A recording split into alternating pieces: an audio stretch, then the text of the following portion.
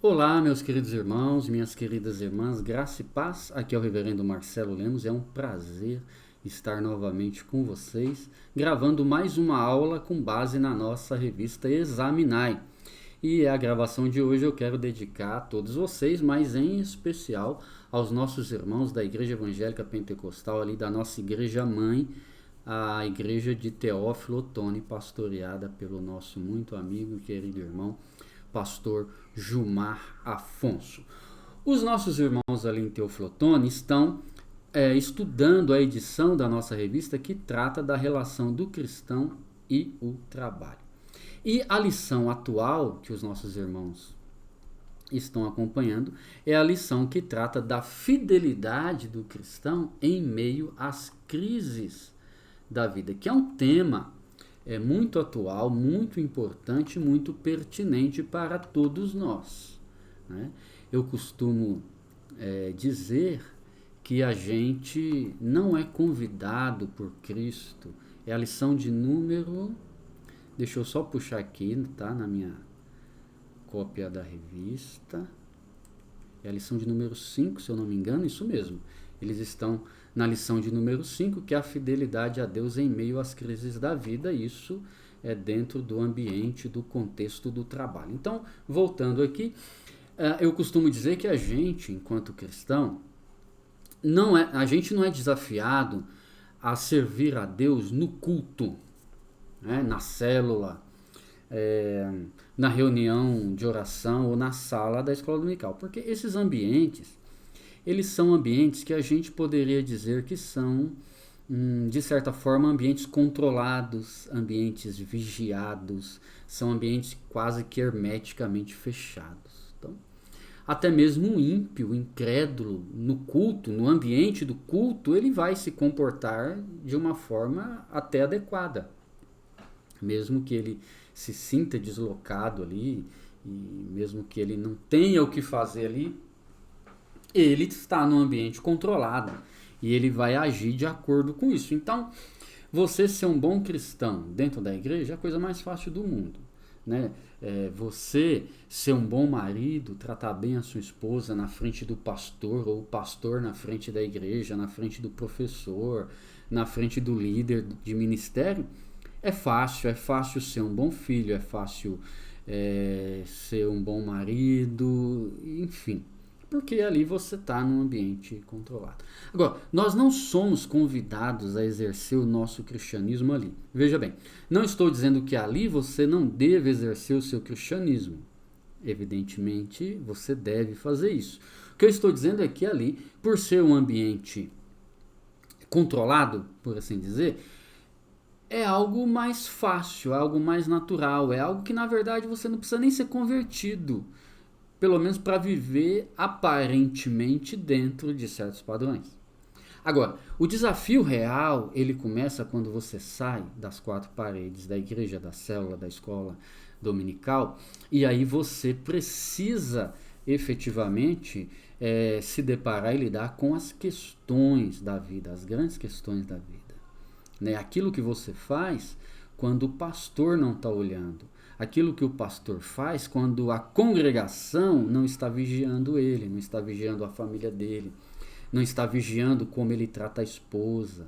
Né? O pastor tratar bem a esposa no ambiente eclesiástico é a coisa mais óbvia e dependendo, até egoísta. Né? Porque ele depende dessa imagem positiva por parte das pessoas. Claro que egoísta no caso de uma situação específica, quando ele fora daquele ambiente não age de acordo. Porque se ele age de modo correto na vida, então ali ele não está sendo egoísta, ele está sendo sincero e verdadeiro. O que eu estou querendo dizer é que no ambiente controlado é até egoístico da nossa parte agir de modo adequado, né? Porém, quando a gente tem uma conduta adequada, correta, fora das paredes do templo, fora das paredes da escola dominical, da congregação, aí sim a gente está de fato exercendo o nosso cristianismo. Quando você só tem Deus observando você, ou quando é você e sua esposa sozinhos, sem ninguém te vigiando. É você e seu patrão sozinho, é você e seu cliente, é você e os seus colegas de trabalho. Então, é justamente fora do ambiente eclesiástico que nós somos realmente, efetivamente desafiados a exercermos o nosso cristianismo. E o ambiente do trabalho, ele sempre vai nos colocar diante de momentos complicados e momentos de crise. Eu tenho 2 filhos, os 2 são esportistas, né? O mais velho já é campeão de jiu-jitsu e o mais novo está se encaminhando muito bem no futebol.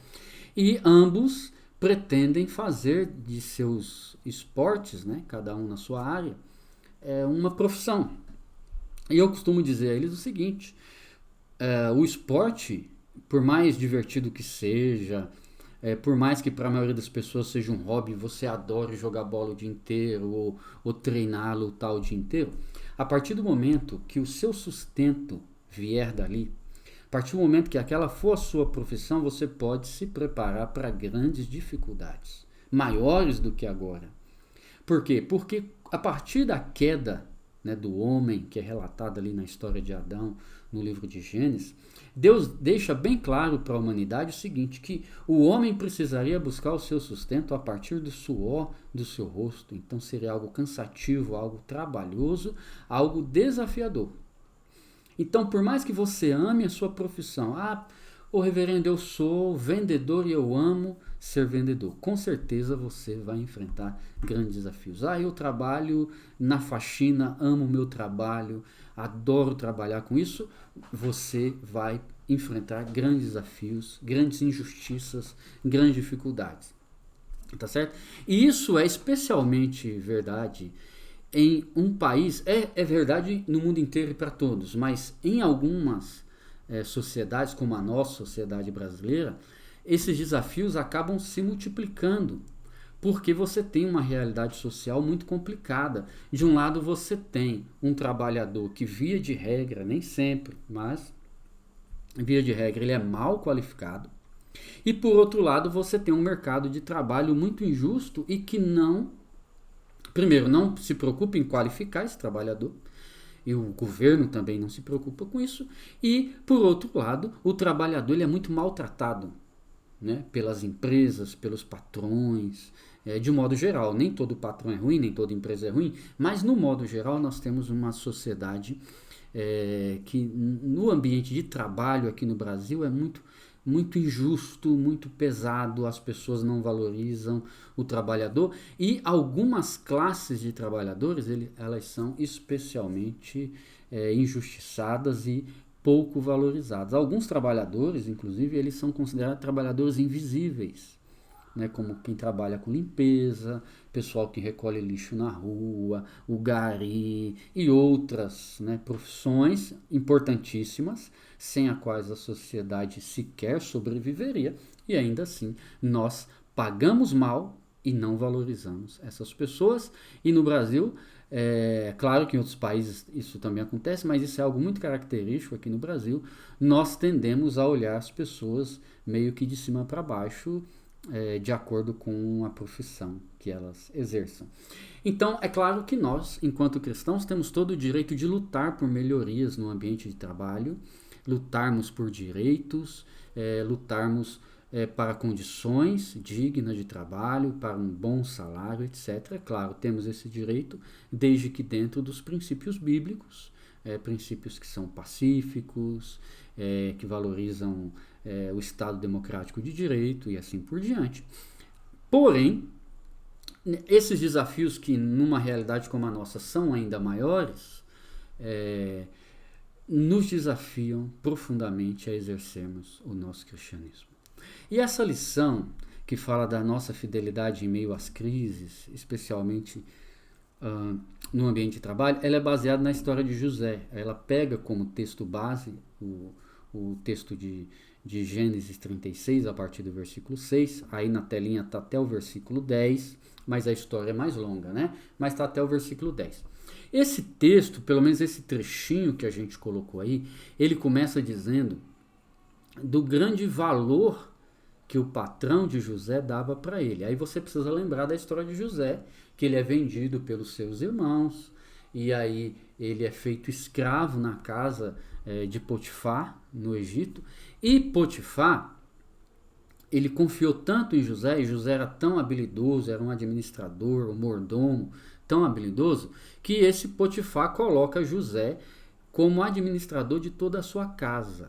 Aqui, José, ele não está administrando o Egito, ele está administrando a casa de um homem importante da administração egípcia, mas não é a nação, é a casa. E o texto começa dizendo que José, falando com a esposa, né, do seu patrão, que Potifar havia dado a ele tudo da casa, a chave da despensa, nada ali ficava fora do controle de José. E isso demonstra o valor que Potifar reconheceu na vida de José, na capacidade profissional de José, na integridade moral, ética de José, porque confiou toda a sua casa. E José fala assim, a única coisa que ele não me permitiu foi a senhora, que a senhora é a esposa dele. Mas veja, até esse não confiar, que é uma coisa óbvia, ele você não vai ter a minha esposa, não faria sentido isso. Mas, de certa forma, isso também foi uma autoridade dada a José, porque você imagine que ele colocou José tomando conta de tudo, e esse senhor provavelmente sai para trabalhar ou tem outras propriedades, e ali José toma conta de tudo, inclusive da esposa. Por quê? Porque Potifar tinha confiança total na integridade moral de José, que José cuidaria de tudo, inclusive da sua esposa, não ultrapassando os limites. O problema, segundo a história bíblica, é que a esposa de Potifar, ela se enamorou, ela se apaixonou por José, um camarada jovem, um camarada provavelmente bem apessoado, um camarada que ganhava bem, um camarada de autoridade na casa, um camarada que provavelmente estava mais presente junto à família do que o próprio esposo, pelo que o relato parece demonstrar, e até pela realidade social da época. Então essa mulher se apaixona por José. E aí a integridade moral, ética, religiosa de José é colocada em xeque. José está vivendo um momento de crise pessoal, uma crise moral, um desafio moral profundo. E aqui a gente precisa entender o seguinte: José está arriscando o seu próprio emprego, o seu próprio trabalho, quando ele enfrenta esse desafio moral. Ele está numa encruzilhada, porque se ele aceita a proposta dela, ele perde a sua integridade. E perdendo a sua integridade, ele vai perder também o seu emprego, porque mais cedo ou mais tarde ele vai ter problema. Mas humanamente falando, ele poderia ter raciocinado o seguinte: eu recusando essa mulher, ela pode arrumar problema para mim. E ela, uma vez fazendo isso, eu vou perder o meu emprego de qualquer jeito. Então, imagine que ele está numa situação assim de limite, uma situação de fronteira. E aí ele decide ser fiel aos seus princípios religiosos, aos seus princípios morais e éticos, mas provavelmente ele já sabia que possivelmente haveria alguma consequência drástica, que é o que acontece. Ele se esquiva da mulher, mas a mulher o acusa injustamente, né, de ter tentado violá-la sexualmente, acusando ele ali, né? Hoje a gente falaria de assédio sexual, violência sexual e assim por diante. E José, ele assume o risco, né? Ele assume e ele decide que valia a pena ser fiel aos seus princípios, e ele julga isso mais importante do que tentar uma forma humana, um jeitinho de proteger o seu bom emprego. E aí, o resultado é que ele vai ser acusado injustamente e ele vai ser preso, e ele vai ficar preso um bom tempo. A gente não vai contar toda a história aqui, não é a intenção do texto. O que nos interessa aqui é mostrar que José, ele é um exemplo de alguém que no seu trabalho é competente, é íntegro, é valorizado, é respeitado, e num determinado momento ele se vê diante de um grande desafio ético, moral, e esse desafio ético-moral põe em risco a sua liberdade, a sua existência, a sua própria vida, o seu trabalho. E ele se vê diante do desafio. O que eu prefiro? Eu prefiro tentar manter o meu emprego, a minha posição, e aí eu dou um jeitinho aqui, eu faço o que não devia para manter o que eu tenho, ou eu vou me manter firme nos meus princípios, custe o que custar. E a opção dele é justamente manter-se fiel a Deus, manter fiel aos seus princípios. E isso, com certeza, mais cedo ou mais tarde vai acontecer com a gente, no nosso ambiente de trabalho, na nossa família, no nosso lazer, em outros ambientes. E aí a introdução da nossa lição fala algo interessante que eu quero ler para vocês aqui nesse slide. O povo de Deus é diverso. Na igreja há diaristas, policiais, professores, artistas, cientistas, empregados, patrões e assim por diante. Então, quando nós estamos na igreja, cada pessoa ali tem uma profissão. Ali tem o professor, tem o intelectual, tem o pedreiro, tem a diarista, tem o gari, né, tem o jardineiro, tem várias pessoas. Então, cada um tem a sua realidade, cada um tem a sua dificuldade, cada um tem os seus desafios. Não necessariamente o que vai ser desafiador para o gari vai ser desafiador para o médico. Talvez as questões éticas, os desafios, os momentos de crise para um irmão nosso que seja médico seja diferente, provavelmente, do entregador de pizza, por exemplo, as tentações que ele tem, ou que o gari tem, as dificuldades, as injustiças sofridas. Mas independentemente disso, né, a introdução vai dizer aí que todos estão igualmente sujeitos a momentos de crise, ainda que essas crises não sejam iguais, mas igualmente todos serão tentados, todos serão desafiados, todos serão colocados em algum momento, em momentos de decisões, onde é preciso a pessoa decidir se ela vai se manter fiel aos seus princípios bíblicos, éticos, morais, religiosos, ou ela vai preferir dar o seu jeitinho para tentar manter o seu status quo. Que foi o desafio enfrentado por José do Egito. Então, em tempos de crise, voltando aí para a introdução da lição, a fidelidade é um atributo essencial. Olha só, a fidelidade é um atributo essencial. Essa é a grande lição da história de José para nós. É arriscado manter a integridade. É arriscado se manter fiel. É perigoso, é ameaçador, mas é um atributo essencial. Então, à luz da história de José, um exemplo notável de fidelidade em meio a circunstâncias desafiadoras, podemos aprender sobre como honrar a Deus em nosso trabalho, mesmo quando enfrentamos momentos difíceis em nossas vidas e em nosso trabalho. Claro que aqui a gente não vai ler toda a lição, estamos fazendo um apanhado, um resumo e mais uma reflexão para que os irmãos compreendam o valor do tema e até para incentivar os irmãos a comparecerem à escola dominical, na qual os professores estarão elaborando melhor as questões, as perguntas e os temas abordados ali na história de José, fazendo a necessária correlação com a nossa atualidade hoje. Mas vamos lá. A gente vê na história de José, primeiro, que ele se viu em apuros no seu trabalho, no seu ambiente de trabalho. Esse apuro, como nós já explicamos, colocou o trabalho dele, o salário dele, o nome dele em xeque. Eu mantenho o meu trabalho, mantenho o meu emprego, eu mantenho a vida boa que eu tenho, ou eu me mantenho fiel e arrisco perder tudo. E ele simplesmente assume o risco de perder tudo, como de fato, por um bom tempo, ele vai perder tudo.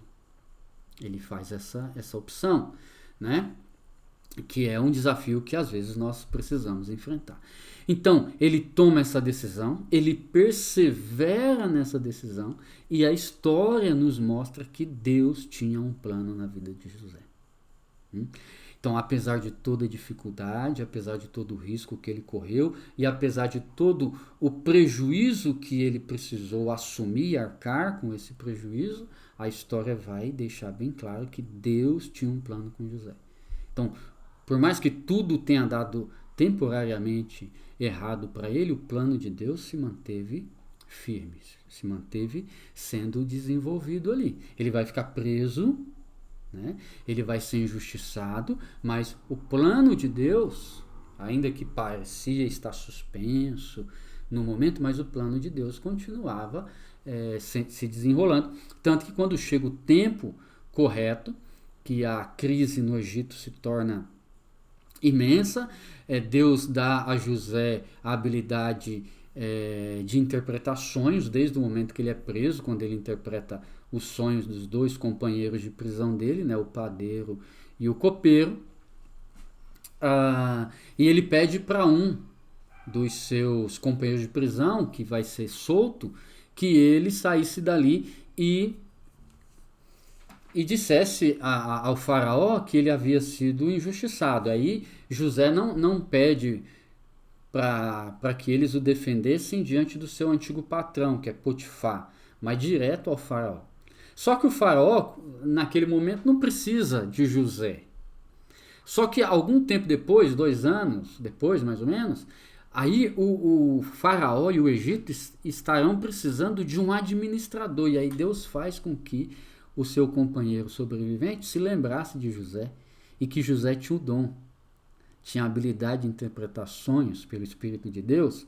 E o faraó tinha tido sonhos sobre a grande crise humanitária, crise de fome mesmo, de miséria que viria sobre o Egito. E o faraó está desesperado com esse sonho, não consegue interpretar, não sabe como lidar com isso. E aí eles mandam chamar José. E aí José tem toda a sua situação revertida, mas antes disso ele passa por uma prova enorme na qual ele precisa perseverar fielmente. Então José perseverou em sua fé, permanecendo fiel a Deus, mesmo diante das adversidades. Mesmo diante do longo período que aparentemente Deus ficou em silêncio, o plano de Deus parece que estava suspenso. Então, durante todo esse tempo, ele demonstrou fidelidade, sabedoria e integridade, o que levou a posições de destaque no Egito. Deus tinha um plano maior para José, elevando-o de escravo a governante, de prisioneiro a um governante, a um chefe do Egito, para proteger e abençoar não apenas José pessoalmente, sua família, mas toda a sociedade egípcia e a sociedade da época, porque o Egito era o centro cultural, o centro econômico do mundo, então a fome no Egito era a fome no mundo. Então veja que Deus levanta esse homem íntegro em benefício não só dele e da sua família, mas de toda a sociedade. Olha a dimensão de um cristão fiel no trabalho. Eu tenho uma palestra que eu gosto de dar para os alunos, igrejas, escolas e tal, que fala sobre as máscaras de Deus. Você compreender que cada um de nós somos máscaras de Deus para o mundo. Então, no seu trabalho, você representa o Senhor. Quando você tem essa dimensão, essa perspectiva, tudo muda. A sua visão do trabalho muda. A visão da dignidade, do valor do seu trabalho, das suas funções, muda completamente. Então, olha o valor desse homem íntegro, fiel a Deus, não só para ele, mas para toda a sociedade. Agora, eu quero destacar o seguinte: José foi profundamente perseguido. Porém, ele foi perseguido de modo injusto. Isso os cristãos precisam compreender urgentemente. Não existe nenhum mérito, nenhum valor em ser perseguido. Se passa um policial correndo aqui atrás de um bandido, ele está fazendo o que com o bandido? Perseguindo o bandido. De vez em quando na sua casa, ou pelo menos aqui na capital, passa um helicóptero com um farol enorme, potente, iluminando as ruas, as casas aqui, e eles estão fazendo o quê? Perseguindo alguém. Eu estou sendo perseguido. E daí? Né? E daí que eu estou sendo perseguido? E daí que você está sendo perseguido? É a pergunta que está no finalzinho aí do slide. Eu estou sendo perseguido por qual motivo? Precisa saber qual é o motivo. Eu estou sendo perseguido por um vizinho, mas por qual motivo? O vizinho chamou a polícia para mim. Por quê? porque o seu som estava estourando, sua televisão, 2 horas da manhã, estava estrondando os apartamentos do prédio. Por quê? Está sendo perseguido por qual motivo? Eu estou sendo perseguido no meu trabalho. Mas por quê? Porque você chega atrasado? Porque você levou atestado falso? Porque você falta de modo injustificado? Porque você não faz os seus treinamentos? Porque você não cumpre as diretrizes da empresa? Você está sendo perseguido, mas de modo justo.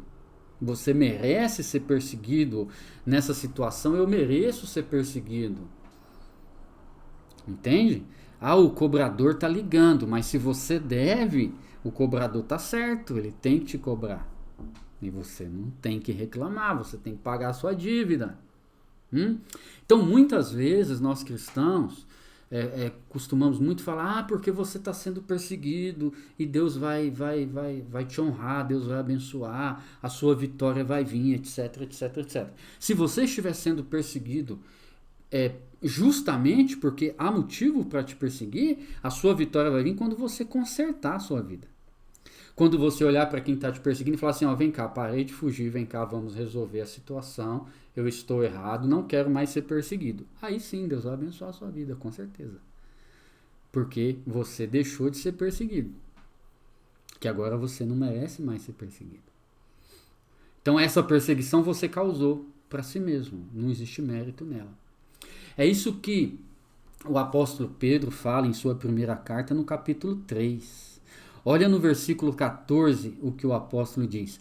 Bem-aventurados, nós cristãos somos bem-aventurados se, olha o termo condicional aí, um se enorme, eu coloquei até em letras maiúsculas.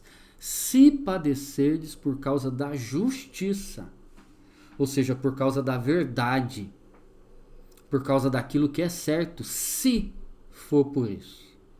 Se você está sendo perseguido por ser um mau funcionário, você não é bem-aventurado. Você é um apóstata, é um falso cristão. Isso é duro ouvir isso, é duro, mas é a realidade do evangelho, é o evangelho que está dizendo isso. No versículo 16, ele está dizendo do mesmo assunto, ele fala assim, bem-aventurado se tendo boa consciência, bom testemunho, se não há nada que te condena naquilo ali, para que naquilo em que falam mal de vós, como de malfeitores, ou seja, está te tratando como um malfeitor, mas você não é um malfeitor, porque se você for, tem que falar mal mesmo. Mas te acusam, falam mal de vocês, como de malfeitores, fiquem confundidos. E é o versículo seguinte, que é o 17, ele vai dizer assim, porque melhor é que padeçais fazendo o bem, se a vontade de Deus assim o quer, claro. Então, é melhor que padeçais fazendo o bem do que fazendo o mal. Então, veja, a história de José é muito bonita. E é esperançosa para aqueles que estão sendo perseguidos, sim. Para aqueles que estão sendo perseguidos injustamente. Então, eu estou sendo perseguido no meu trabalho, estou tendo muito problema no meu trabalho. Por quê? Porque você não se qualificou? Porque você não tem compromisso? Porque você é displicente no seu trabalho? Agora, José, ele foi perseguido não por isso. O texto deixa claro, o patrão amava José, amava o trabalho dele, amava a integridade dele. Só que aí levantam uma acusação falsa, uma calúnia, armam lá uma casinha, a mulher agarra ele, imagina que ele está com paletó, é uma túnica, vamos supor que ele estava com paletó, uma jaqueta, ela tenta agarrar ele, e ele, para fugir, ele tira aquele paletó, ele fala, aqui, tá vendo? Ele tentou vir para cima de mim e eu inclusive segurei a roupa dele aqui, ele fugiu. Injustiça, calúnia. Então isso é muito importante, o evangelho, ele nos ensina, a graça de Deus, ela nos ensina como viver bem, tá bom? Então José é perseguido injustamente e ele vai pagar o preço da integridade, como nós já comentamos.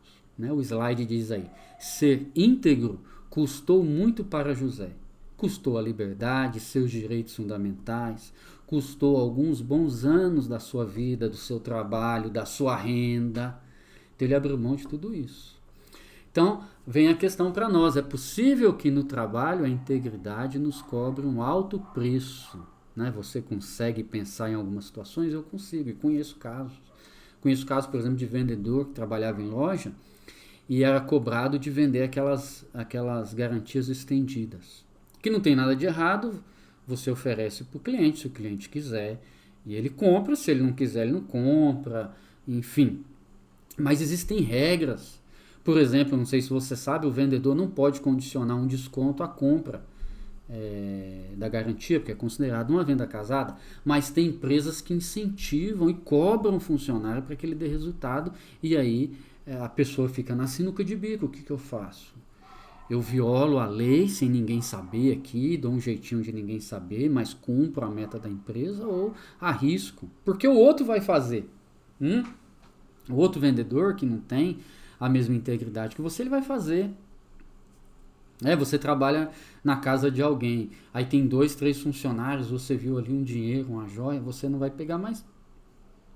Perdão, quem garante que o outro não vai pegar?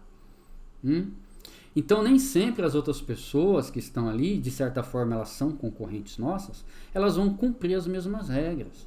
Eu, por exemplo, conheci um camarada que ele fez uma fortuna vendendo numa certa loja famosa aí, garantias e seguro de vida para velhinhos que iam lá comprar no carnezinho, e ele colocava. Então o velhinho comprou lá, sei lá, um celular de R$500, quando ele terminava de pagar era 2.000. Nossa, o celular ficou caro por causa dos juros e tal, mas não era só os juros, esse camarada colocava seguro de vida, seguro de carros, dentista. O velho nem tinha dente mais, mas o vendedor colocava lá. E aí? E se ele não coloca, o do lado coloca. E aí no dia da reunião, sabe aquela sexta-feira, segunda-feira, que todo mundo vai mostrar os resultados, está lá o crente abaixo dos outros. Ou o cristão fala assim, não, eu vou vender aquilo que é ético, aquilo que tá, eu vou oferecer, se a pessoa quis, não quis, mas toda venda que eu fizer vai ser dentro da verdade, dentro da ética. E aí? Desafio. Mas pode existir sim um grande preço a ser pago pela integridade. O policial, policial que é tentado diariamente a violar o direito do preso, a não tratar com dignidade o criminoso, ou a julgar o outro pela roupa, pela cor da pele, com base em questões raciais. E aí, o político, que ele sabe que determinado projeto é bom, mas ele não vai tentar lutar por ele porque a empresa tal não quer, ou porque o grupo de lobistas tal não quer. E aí, o vereador, o deputado, como é que fica? Então, sempre, independente da profissão, nós seremos confrontados com esse desafio da integridade. Tá certo? Então você pode aí imaginar outras situações. José também nos mostra o valor do trabalho diligente. Eu já comentei sobre isso aqui. O patrão de José, Potifar, que foi o primeiro patrão, na verdade não era um patrão, era um senhor, porque José era escravo, Mas ele ama o trabalho de José e confia a sua casa a José. Por quê? Porque José era um exemplo de homem íntegro e capacitado para o trabalho. E esse mesmo sentimento será futuramente despertado também no coração do próprio faraó. Eu trouxe algumas observações aí que estão na revista que falam do grande problema que é a falta de diligência, de cuidado, de responsabilidade nas empresas e muitas vezes por parte dos funcionários. É muito atraso, é muito atestado, e aqui não estou dizendo a pessoa que ficou doente de fato, falando de negligência, Então olha só a reflexão que a revista traz. Você sabia que a maior parte dos problemas de segurança que as empresas enfrentam com ataques cibernéticos são causados, ainda que sem intenção, por seus próprios funcionários? Seja por falta de treinamento ou por mera negligência, muitos trabalhadores acabam facilitando a vida dos fraudadores da internet. É só um exemplo, existiriam outros aqui, negligência em quem trabalha com saúde, quem trabalha com segurança e tantos outros casos, Enfim, você vai arrumar a noiva, ela é sua cliente e você é negligente com o horário, é negligente com a qualidade do serviço, né? Tudo são coisas que às vezes acontecem, mas José dá o exemplo justamente o oposto, tá? Em todo trabalho, olha a reflexão aí, se os trabalhadores não praticam uma cultura de responsabilidade, de sabedoria, os problemas podem afetar a todos, inclusive eles, né? Inclusive a si mesmos. O sucesso e a reputação de José na terra dos egípcios tem muito a nos ensinar sobre a importância de exercer nosso trabalho de modo sábio, de modo diligente. Responsabilidade com o seu trabalho. Responsabilidade com o seu horário, com as suas funções, com o padrão de ética da empresa, né? Toda empresa tem um código de ética, toda igreja tem um código de ética. Você precisa ser diligente, você precisa ter, né? Principalmente como cristãos, todos precisam ter, mas especialmente o cristão. O cristão precisa ser padrão de conduta. E José também nos dá um exemplo do valor da sabedoria em momentos de crise, né? Olha só, veja no slide aí, o mundo de José está em crise. Era uma crise de proporções mundiais, o mundo da época. E humanitárias, era uma fome humana. Imagina as rebeliões, as guerras que não devem ter acontecido, os ataques, os assaltos, os sequestros, né? As grandes tragédias que não aconteceram ali por causa daquela grande fome. E aí José é colocado no meio dessa crise. Imagina isso? Mas sua sabedoria, né, voltando para o slide, sua integridade e principalmente seu relacionamento com Deus foram reconhecidos por Faraó. Faraó reconheceu que ele foi injustiçado, reconheceu que ele era capacitado, que ele era habilitado e confia as economias do Egito nas mãos desse homem. Então, não só por questão de palavras, sua história, nada, mas no seu trabalho prático, o José ele acabou, então, usado por Deus para trazer inovações e soluções para toda a sociedade da época. Então, o trabalho de José, ele vai ser reconhecido pelos homens, pela sociedade, e vai beneficiar ele. Ele é um escravo, ele foi feito escravo pelos seus próprios irmãos que o venderam.